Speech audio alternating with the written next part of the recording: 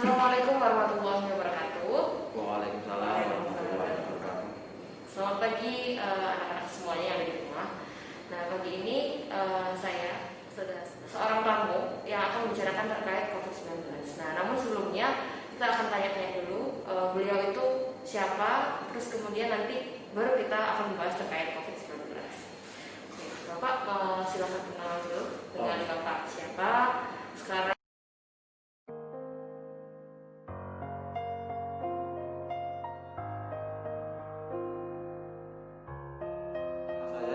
Selamat Waluyo, Asdasi Dakran. Saya bekerja di Dinas Kesehatan Kabupaten Sragen selaku Kepala Seksi Promosi dan Pemberdayaan Masyarakat. COVID-19 itu? Oh ya, terima kasih.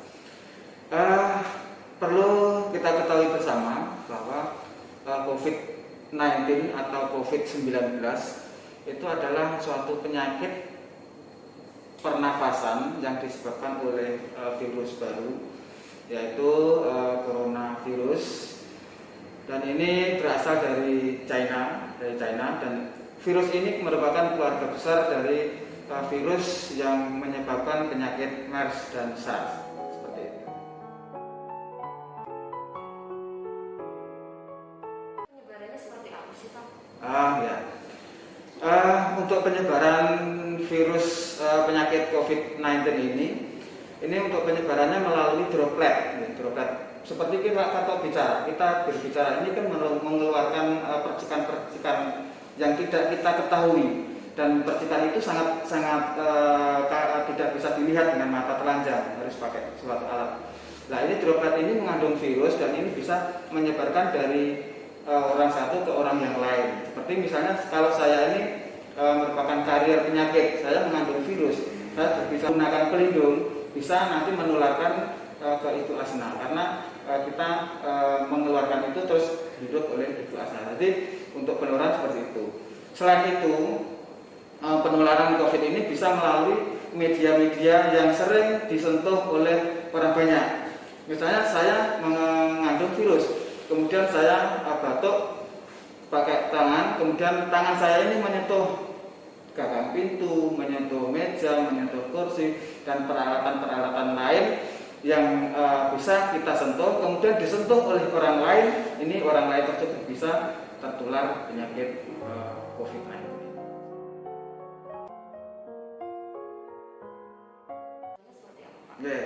Nah, penting kita agar tidak terpapar atau terinfeksi oleh virus COVID-19 ini, kita harus selalu taat pada protokol kesehatan. Karena untuk kita bisa mencegah itu harus protokol kesehatannya harus betul-betul kita taati.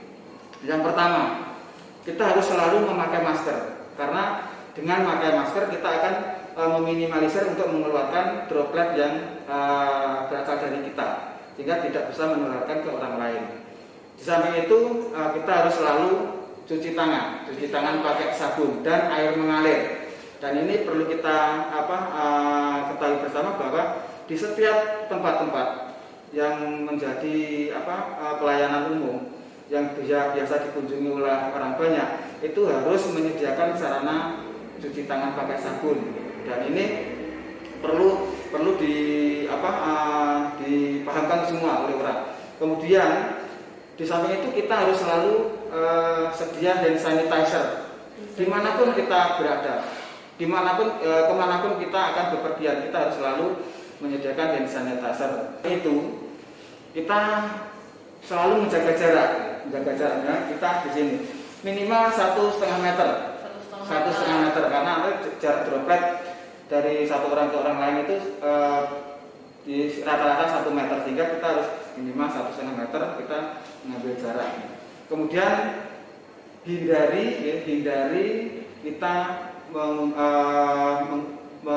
berkerumun, sehingga kita tidak diperbolehkan kita mendatangi kerumunan banyak orang.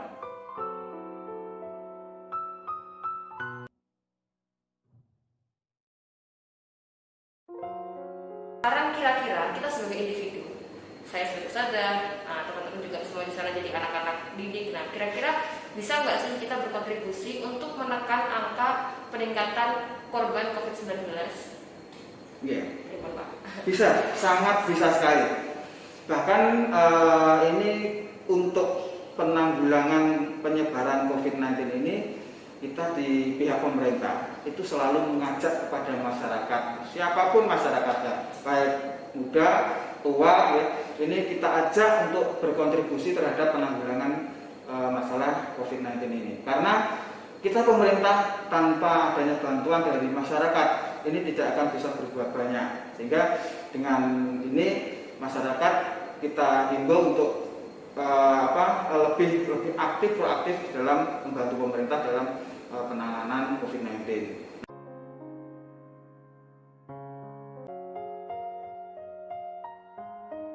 Santriwan-santriwati sekarang lagi berada di rumahnya masing-masing. Nah, jadi pelaksanaan jam belajar juga dari rumahnya masing-masing. Nah, kira-kira pesan untuk santriwan-santriwati selama belajar di rumah aja, nah ini seperti apa? Oke, yeah. Nah ini yang perlu kami sampaikan kepada adik-adik santriwan-santriwati di Pondok Pesantren Darul Ihsan Sragen, ya. Apabila ini kita masih belajar di rumah, ya, belum masuk di pesantren, di rumah tolong ya nanti selalu terapkan protokol kesehatan walaupun di rumah. Kemudian ikuti perkembangan informasi tentang COVID-19. Terus kemudian berkontribusi terhadap penanggulangan COVID-19 ini di masyarakat. Walaupun kita masih muda, adik-adik masih muda, itu tidak menutup kemungkinan untuk menyarankan kepada orang yang lebih tua. Karena kita yang lebih muda ini mungkin punya kesadaran yang lebih tinggi, kemudian yang lebih tua ini kesadarannya kurang. Jadi yang lebih muda ini yang mempunyai kesadaran tinggi terhadap kesehatan ini berhak atau berkewajiban mengingatkan kepada orang yang walaupun lebih tua ini boleh diingatkan, ya, dilakukan seperti itu. Anak-anak semuanya, nah tadi kan kita sudah wawancara dengan dinas kesehatan. Sekarang kita dapat kesempatan buat wawancara dengan dinas pendidikan terkait kebijakan selama COVID-19. Nah, tapi sebelumnya di sini kita kenalan dulu. Assalamualaikum warahmatullahi wabarakatuh. Waalaikumsalam warahmatullahi wabarakatuh. Nama saya Priantono. Kebetulan saya bertugas sebagai Kepala Bidang Pembinaan SMP Dinas Pendidikan Kabupaten Sragen. Selamat pagi buat adik-adik dan selamat masuk di BIMSA. Pemerintah mengatur terkait kebijakan pendidikan selama COVID-19 ini seperti apa? Dari Kementerian Pembelajaran dan juga dari Kepala Siswa Kabupaten Sragen, untuk di Kabupaten Sragen pembelajaran kita masih menggunakan pembelajaran jarak jauh, untuk bisa dengan daring maupun bisa dengan offline, tetapi tetap pembelajaran ini jarak jauh. Jadi ini memang tujuannya mengurangi interaksi dengan antara siswa yang apalagi yang mondok itu kan juga dari berbagai daerah. Ini memang kebijakan itu kita ambil, mudah-mudahan situasi segera kembali normal, nanti sehingga kita bisa lakukan tatap muka juga. Saat ini kan Sragen sudah di zona kuning. Zona kuning pun sebenarnya juga tinggal di beberapa kecamatan, yang ada tinggal 6 kecamatan kalau tidak salah. Jadi sedang mendekati ke zona hijau. Dan dari dinas pendidikan sudah menyiapkan skenario nanti pembelajarannya, kita sudah persiapkan sehingga sewaktu nanti kita zona hijau dan bisa diizinkan untuk tatap muka, kita sudah siapkan protokol maupun pelaksanaan di masa transisi saat nanti memasuki untuk pembelajaran biasa. Jadi memang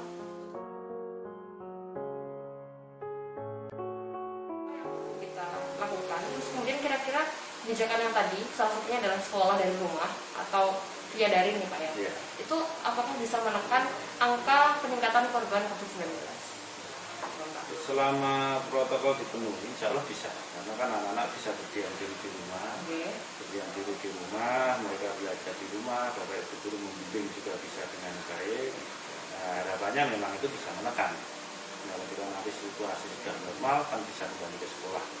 Cuman saya sudah berpesan kepada anak-anak, patuhi ketika harus di rumah. Karena kebanyakan tidaknya ada juga anak yang beranggapan ini libur. Sehingga meskipun seharusnya belajar di rumah, mereka juga masih main-main bersama kemarin ya, yang sudah kita harapkan. Kita juga perlu mengedukasi pada masyarakat untuk stay at home ini juga tetap dijaga.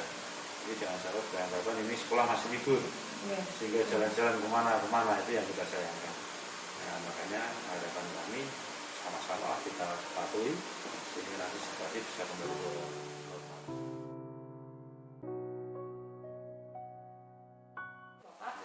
Ini kan anak-anak semuanya sampai tadi misalkan sekarang lagi di rumah untuk mengikuti sekolah. Nah, ini sudah mulai tanggal 13 kemarin gitu ya. Tapi ini baru masih mau mulai. Nah, kira-kira pesannya apa nih selama sekolah di rumah? Buat anak-anakku yang masih belajar di rumah saat ini, nikmati saja kegiatan ini karena kita belum tentu suatu saat akan ada lagi, dan harapan ini juga segera berakhir. Sehingga laksanakan apa yang menjadi fungsi dari sekolahan, gunakan kesempatan untuk belajar sebaik-baiknya, nikmati, rasakan prosesnya, karena ini akan menjadi salah satu juga perjalanan sejarah anak-anak. Pernah saya belajar jauh-jauh dari rumah, dan itu kalau dioptimalkan insya Allah juga akan membuat hasil yang baik. Ya, harapan kami mari doa sama-sama dengan datangnya dari Allah dan perginya insya Allah dari izin Allah juga. Makanya nanti saya juga minta doanya situasi segera berakhir, kita bisa kembali ke pembelajaran normal, karena pembelajaran daring mungkin secara kompetensi, secara bisa lah tapi secara karakter kita perlu guru-guru kita perlu tatap muka, perlu contoh langsung. Ini yang menjadi titik poin tiga tatap muka itu selain kita perlu karakter yang menjadi dicontohkan untuk itu. Khususnya anak-anak nanti bisa segera kembali ke pondok, jalankan kehidupan pondok, mudah-mudahan bisa menjadi